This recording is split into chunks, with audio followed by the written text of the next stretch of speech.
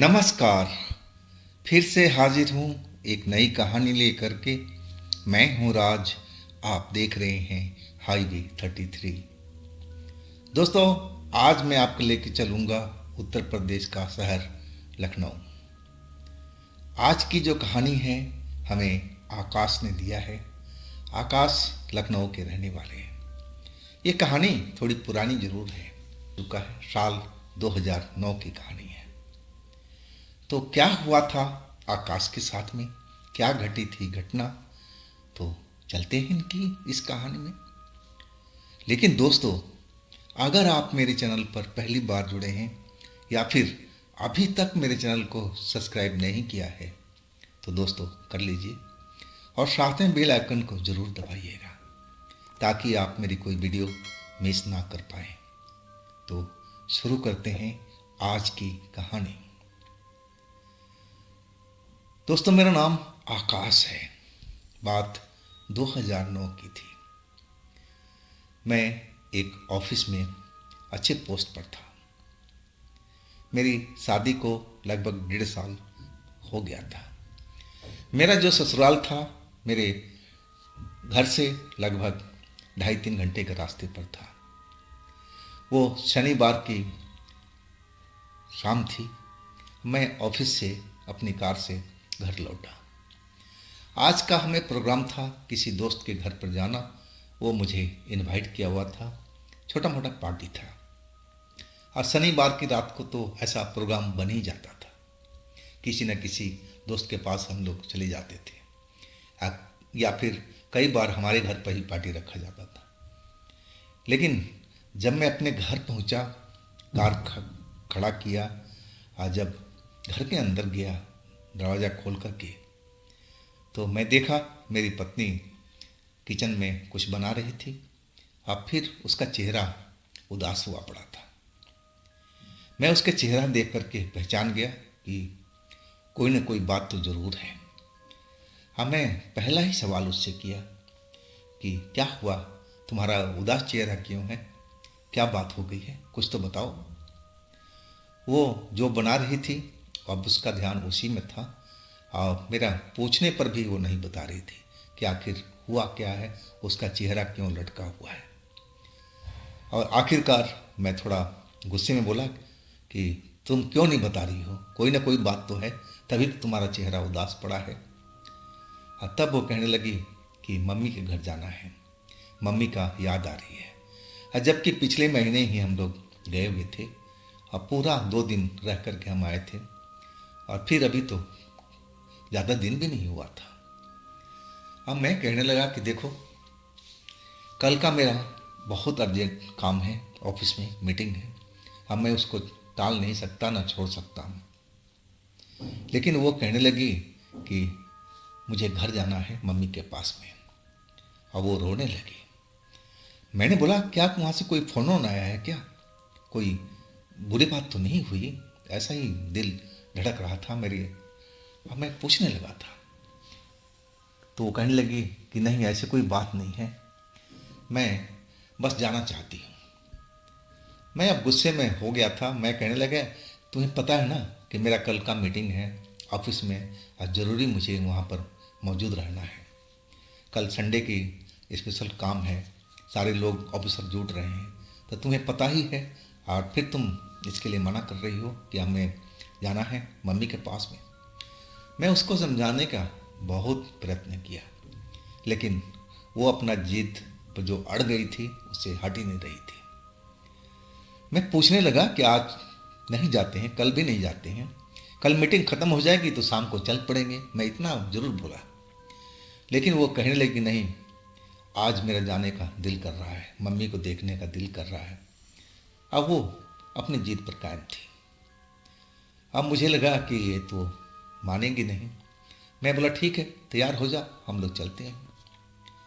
मैं गुस्से में तो था ही। अब मैं चाय वाय तो जो पीना था, हल्का फुल्का नाश्ता करके अब मैं रेडी हो गया था।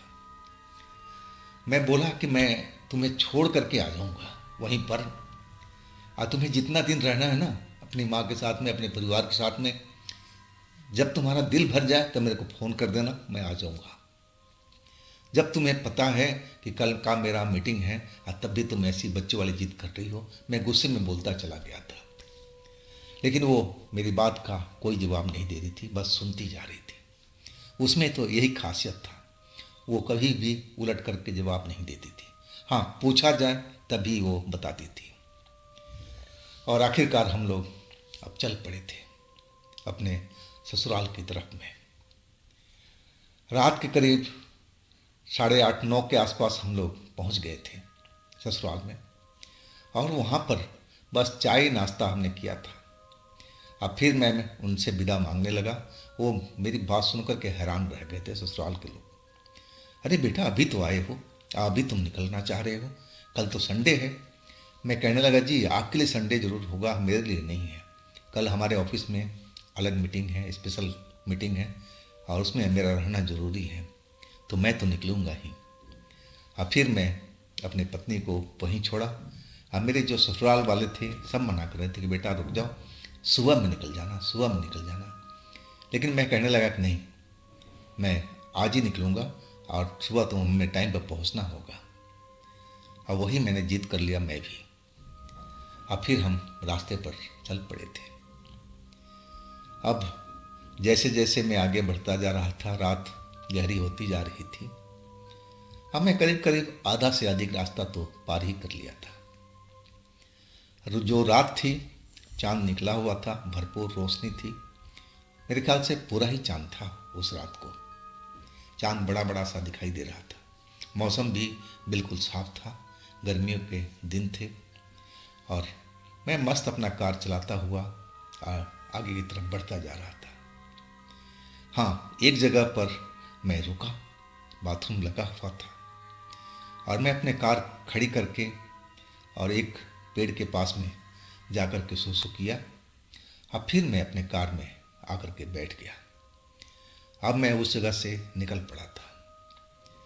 कुछ दूर जाने के बाद में मुझे महसूस हुआ कि मेरी पिछली सीट पर कुछ हरकत सी हो रही है। लेकिन मैं जब मुड़कर देखता था तो वहाँ तो बिल्कुल कोई था ही नहीं, पूरा का पूरा सीट खाली था। लेकिन मुझे ज़रूर इतना संदेह हो रहा था कि कुछ न कुछ तो हुआ है, कोई पिछली सीट पर ज़रूर था। लेकिन वो मेरा भ्रम भी हो सकता है। हाँ, मैं सही मायने में भूत प्रेत को मानने वाला लोग नहीं था। जब तक मैं उनको देख ना लूँ, मैं विश्वास करने वाला में से नहीं था। अब मैं भूत प्रेत को मानता भी नहीं था। अब मैं अपना कार चलाने लगा था। अब मैं थोड़ा स्पीड बढ़ा दिया था।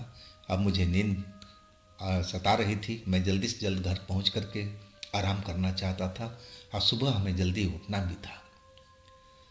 अब तेज तेज कार चल रही थी, और फिर मुझे कुछ ऐसी ही आवाज़ हुई, जैसे कोई आवाज़ किया हो, कोई औरत, ऐसी ही आवाज़ हुई थी। मुड़ करके देखा तो अभी भी मेरी पिछली सीट पर कोई नहीं था। इस बार मैंने कार को रोक लिया था। कार रोक करके अच्छी तरह से मैं पिछली सीट को चेक किया, लेकिन कोई था ही नहीं कार में। कार बिल्कुल खाली थी। अब मैं सोचने लगा कि ये मेरे मन का भ्रम है।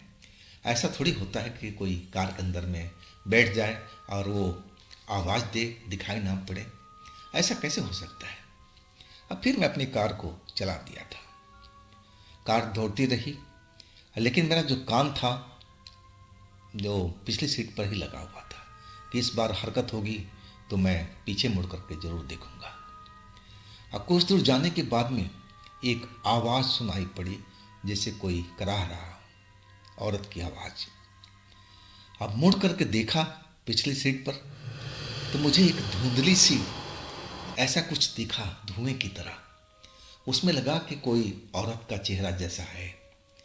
अब फिर वो एकदम से गायब हो गया। अब मैं ये सब चीज़ देखा तो फिर कार रोक दिया। मैं सोचने लगा कि मैंने जो देखा है ये कहीं मेरे आंखों का भ्रम तो नहीं है। अगर कोई चीज़, कोई लड़की हमारे सीट पर बैठी होती तो अभी भी मौजूद रहती, लेकिन वो तो है ही नहीं। मैं अच्छी तरह से फिर पीछे मुड़ कर के देख लिया, परख लिया, लेकिन कोई भी नहीं था। अब लगने लगा कि शायद थकान की वजह से ये सब मुझे नज़र आ रहा है, महसूस हो रहा है। अब फिर मैं रुका नहीं, अपने घर पहुंच गया और फिर अपने बिस्तर पर था। थकान की वजह से नींद कब आ गई पता भी नहीं लगा। अब मैं गहरे नींद में सोया हुआ था। अब फिर मैंने एक सपना सा देखना शुरू किया। मैं देख रहा हूँ कि मैं अपने ससुराल में ही हूँ। मेरे सारे ससुराल वाले लोग बैठे हुए हैं आंगन में। उनका बहुत बड़ा आंगन था और साइड साइड में कमरे बने हुए थे, सबका अलग अलग कमरा था। और उस आंगन में एक पेड़ था नीम का, और उस नीम के पेड़ के पास में चारपाई डली हुई है। अब मैं, मेरी पत्नी उसी नीम के पेड़ के पास चारपाई पर बैठे हुए हैं। और तभी लगा कि पूरा आसमान जो चमक रहा था वो अचानक लाल लाल दिखाई देने लगा। जैसे लगा कि पूरा आसमान पर किसी ने रंग कर दिया हो, लाल गहरे रंग। मैं आसमान को देख रहा हूँ और हैरान हूँ। और तभी मेरी पत्नी भी देखती है कि आसमान ये कैसा हो गया है। वो मेरा नाम लेके बोल रही है, आकाश जरा तुम देखो तो सही, आकाश में कैसा ये सब लाल लाल रंग दिखाई दे रहा है, जैसे कोई रंग दिया हो। ये सब क्या है? तभी एक आवाज़ सुनाई पड़ी। जो देखा वो आवाज़ बहुत तेज़ी से हमारे घर की तरफ आ रही थी। मैं देखा कि आसमान में एक काले रंग का कोई चीज़ उड़ता हुआ और हमारे घर की आंगन की तरफ आ रहा था तेज़ी से आसमान से। अब मैं वो ध्यान देने लगा। मुझे लगा कि वो कोई जीव ही है, कोई इंसान ही है। और जब वो नज़दीक आ गया तब मैंने देखा कि वो तो एक औरत है। अब बिल्कुल डरावना चेहरा, काले कपड़े में, अब वो पहनी हुई है, आसमान से उड़ती हुई और नीचे आ रही है। और उसी नीम के पेड़ पर वो उतर गई। जैसे ही नीम पर उतरी वो, और वो पेड़ जोर जोर से हिलने लगा। अब हम दोनों पति पत्नी डर चुके थे, सपने की बात बता रहा हूँ ये। और हम दोनों पत्नी पत्नी डर चुके थे।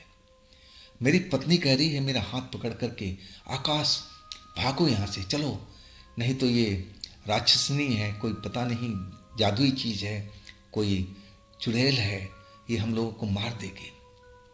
लेकिन वो मुझे पकड़ करके खींचना चाह रही है, भागने के लिए बोल रही है, लेकिन मैं तो एकदम हिले नहीं पा रहा हूँ चारपाई से, जैसे उस चारपाई ने मुझे पकड़ लिया।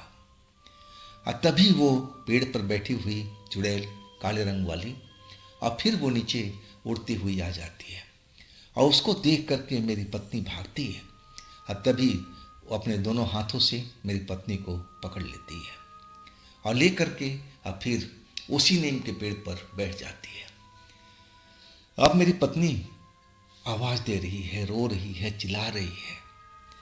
और पूरे घर में, इतना बड़ा घर है, इतना बड़ा आंगन है, लेकिन हमारे ससुराल के लोग कोई भी दिखाई नहीं दे रहा कि वो लोग कहाँ पर हैं।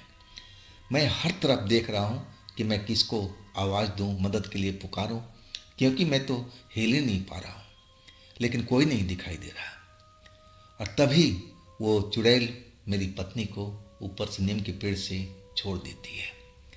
और मैं दौड़ना चाहता हूँ कि अपनी पत्नी को लपक लूँ, पकड़ लूँ, लेकिन मैं उठ नहीं पा रहा हूँ।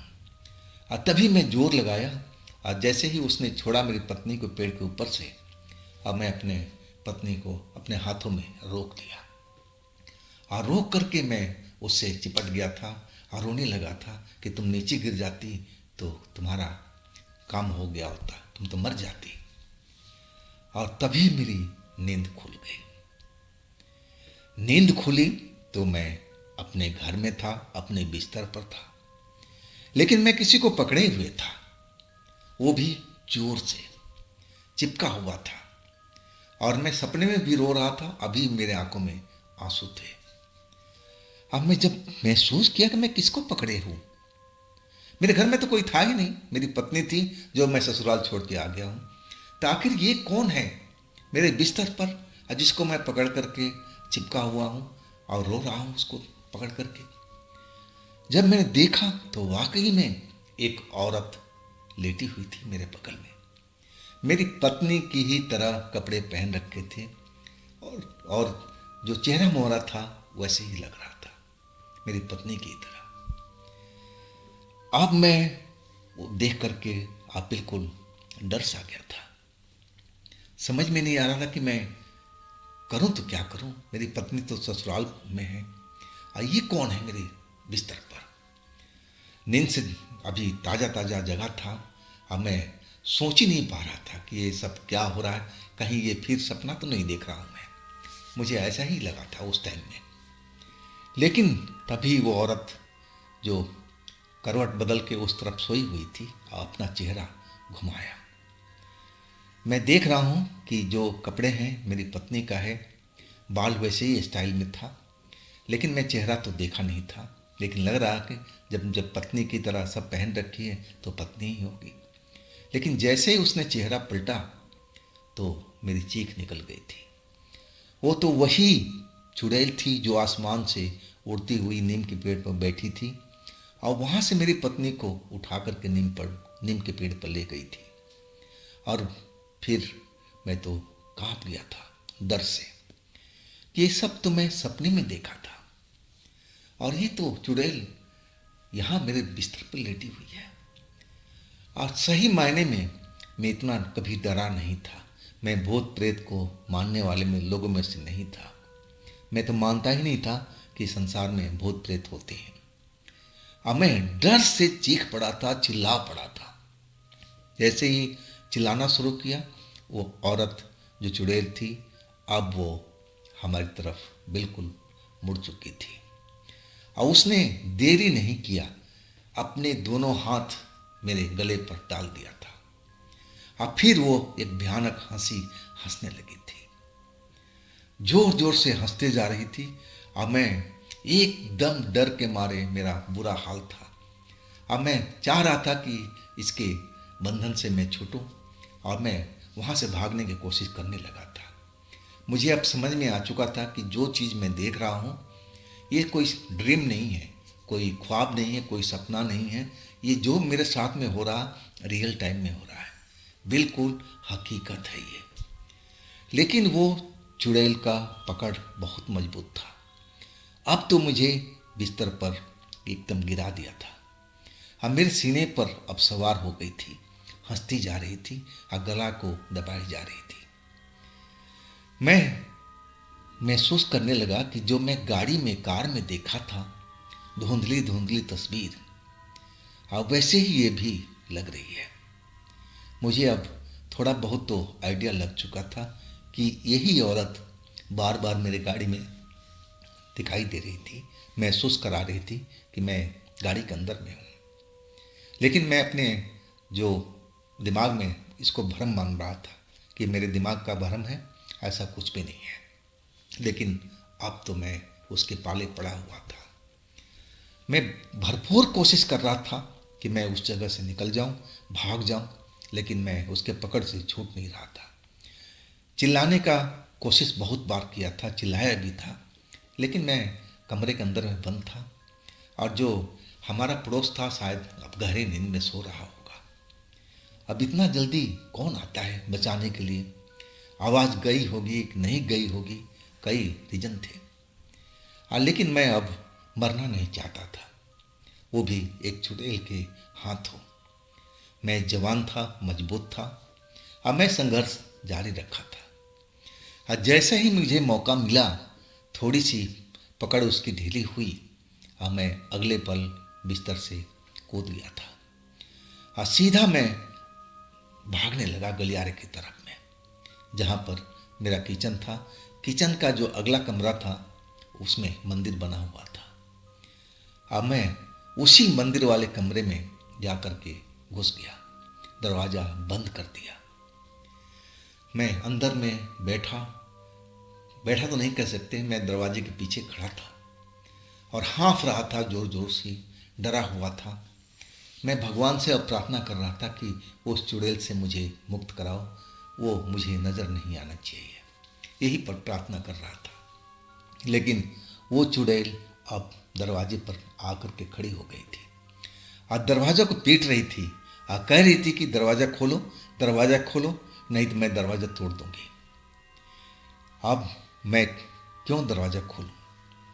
मैं दरवाज़ा खोलने वाला नहीं था। और कमाल की बात थी कि देखिए, वो पूजा घर था, मेरा मंदिर बना हुआ था और उस दरवाजे पर खड़ी थी और वो बार बार कह रही थी कि तुम दरवाज़ा नहीं खोलोगे तो मैं तोड़ दूंगी दरवाज़ा को। लेकिन कह तो रही थी, लेकिन ना वो तोड़ पाई ना अंदर वो घुस पाई। अब मैं वहीं दरवाजे के पास में खड़ा रहा। आखिरकार वो चुड़ैल धमकी देती देती अब उसकी आवाज़ बंद हो गई थी। अब मुझे महसूस होने लगा कि वो चुड़ैल अब दरवाजे पर नहीं है। मुझे अब आराम की ज़रूरत थी। मैं बहुत थका हुआ था और मैं एकदम घबराया हुआ था और मैं नीचे फर्श पर बैठ गया था, भगवान की तरफ जो मंदिर था उस तरफ हाथ जोड़ करके, और मैं एकदम प्रार्थना करते हुए वही बैठा रहा। मैं सुबह का इंतज़ार करने लगा था कि कैसे भी सुबह हो जाए और मैं इस कमरे से बाहर निकलूं और फिर मैं आगे का सोचूं कि अब हमें क्या करना है। ये चुड़ैल आई तो आई कहाँ से? मैं कुछ समझ नहीं पा रहा था, इतनी घबराहट थी मेरे अंदर में। सोचने की शक्ति थी वो लगभग मेरी ख़त्म हो गई थी। मेरा जो फ़ोन था उसी कमरे में था, मेरे बेडरूम में था। अब मैं अपने पत्नी से भी कैसे बात करूं या फिर अपने दोस्तों से भी कैसे संपर्क करूं? इतनी हिम्मत नहीं थी मेरी कि मैं दरवाज़ा खोल करके और फिर अपने बेडरूम में जाऊं, वहां से फ़ोन उठाऊं। अगर इसी बीच वो चुड़ैल कहीं आ गई तो फिर तो मैं मारा जाऊंगा। इस बार तो वो मुझे छोड़ी भी नहीं।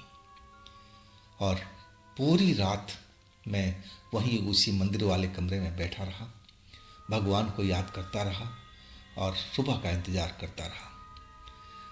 अब जो दरवाजे पर कोई दस्तक नहीं हो रही थी, ना कोई उस चुड़ैल की आवाज़ सुनाई दे रही थी, और धीरे धीरे करते हुए अब सुबह हो गई थी।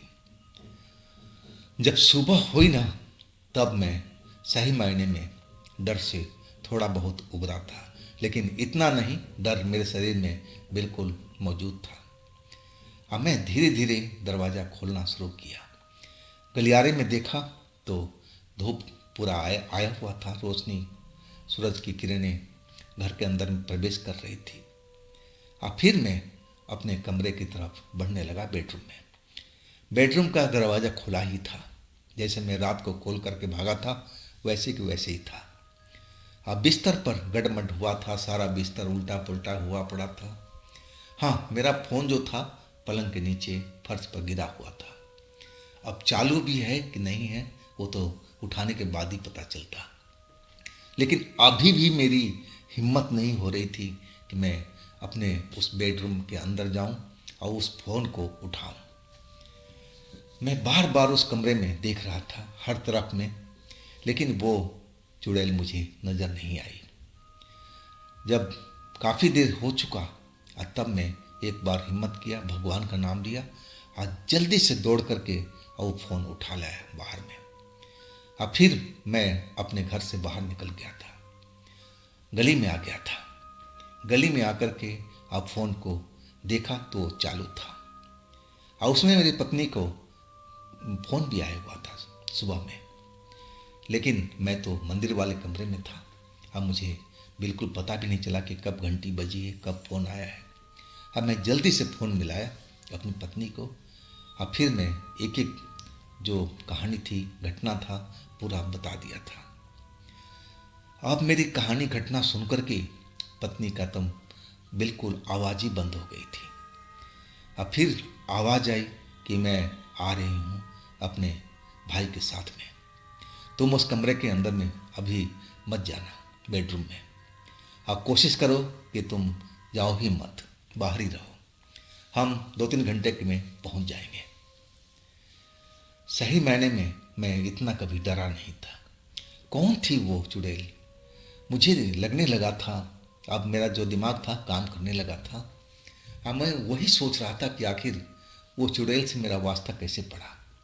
हाँ, तब मुझे ध्यान आया कि मैं रास्ते में एक बार सुसु करने के लिए अपनी कार को रोका था। एक पेड़ के पास में जाकर के सुसु किया था।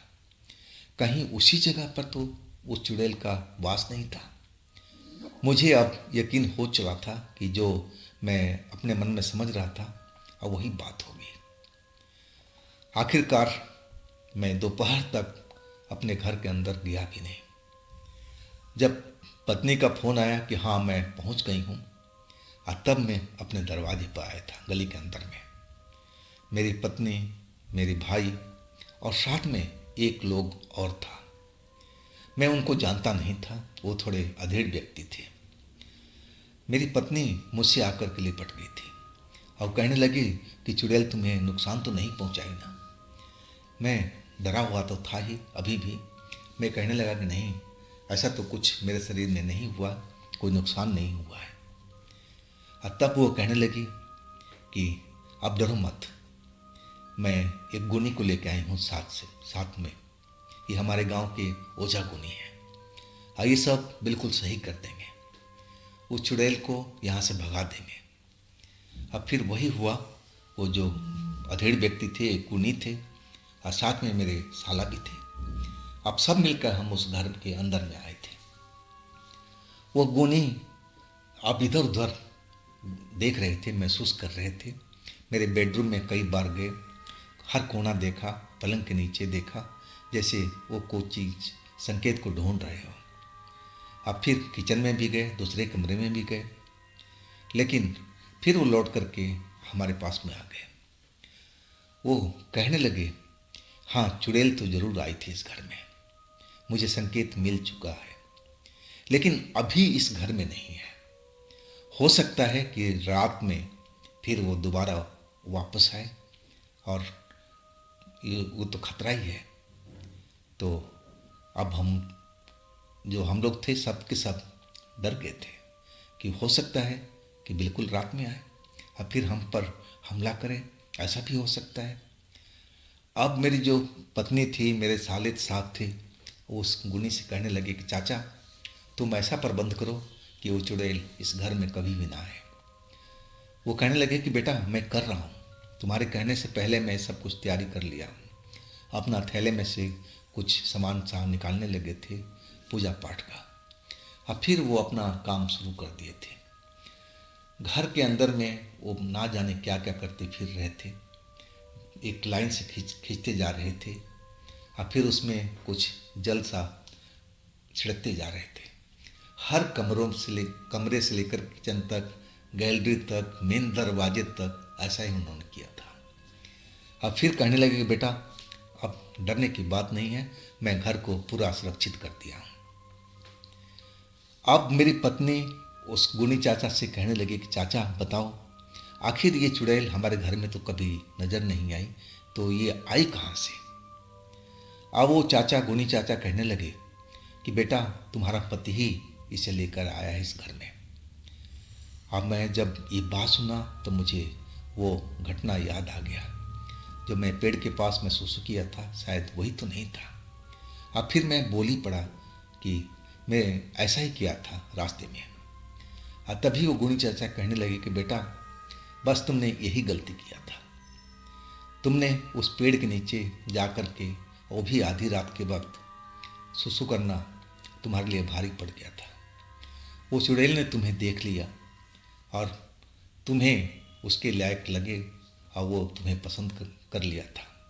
हाँ, तभी तुम्हारे पीछे वो पड़ गई थी। हाँ, देख लो तुम्हारी पत्नी का रूप धर लिया था वो। अब आगे की कहानी तो मैं सब कुछ बता चुका था।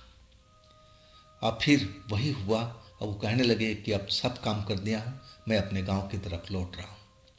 लेकिन मेरी पत्नी, मेरे साला कहने लगे कि नहीं गुण चाचा आज रुकना पड़ेगा, आज हम लोग भी हैं। साला भी कहने लगे कि आज तो आप जा नहीं पाओगे, आज रुको, हम सुबह ही चलेंगे, रात बीत जाने दो सही सलामत, अगर कुछ बात होगी तो फिर हम क्या करेंगे। मेरे साले का भी कहना बिल्कुल सही था, वो अपनी जगह पर बिल्कुल उचित थे। और आखिरकार रात भी आई। हम लोग डरे हुए थे। पति पत्नी हम एक कमरे में थे और गुनी चाचा और मेरे साला साहब एक कमरे में थे। अब आधी रात हो गई थी, हम डरे हुए थे, नींद नहीं आ रही थी जरा भी। और आखिरकार टाइम जाता रहा, रात बीतती रही। अब सुबह के 3 बज गए थे और तब जाकर के मुझे झपकी आई थी। हाँ, उसके बाद मेरी पत्नी कब सोई मुझे नहीं मालूम। जब सुबह नींद खुली ना तो मैं बिल्कुल फ्रेश था और मेरी पत्नी तो ना जाने कब की उठी हुई थी और अपने भाई के लिए और गुणी चाचा के लिए किचन में चाय बना रही थी। वो लोग दोनों जाने के तैयार बैठे थे। चाय वाय दे करके और चाय पीने के बाद कहने लगे कि देखो, अब वो चुड़ैल तुम्हारे घर में नहीं आएगी, मैं ऐसा ही प्रबंध कर दिया हूँ। वो गुणी चाचा कहने लगे मेरी पत्नी से। इसके बाद वो दोनों लोग निकल गए थे। हाँ, इसके बाद हमारे घर में वो चुड़ैल का कभी भी प्रवेश नहीं हुआ। लेकिन जो कुछ हुआ था उस रात को हमारे लिए एक भयानक सपना से कम नहीं था। और वो भी मैं जो सपना देखा था वो भी बहुत भयानक था। तो दोस्तों, ये थी आज की कहानी आकाश की। अगर आपके पास भी ऐसी कोई घटना है तो आप मुझे इंस्टाग्राम पर या मेरे व्हाट्सएप नंबर पर शेयर कर सकते हैं। और दोस्तों, ये भी चैनल आप ही का है, तो इसको भी अपना प्यार दीजिए, लाइक कीजिए, सब्सक्राइब कीजिए, शेयर कीजिए। और फिर हम मिलते हैं अगले रोज़ एक नई घटना, एक नई कहानी में। आप लोग अपना ख्याल रखना जी। नमस्कार।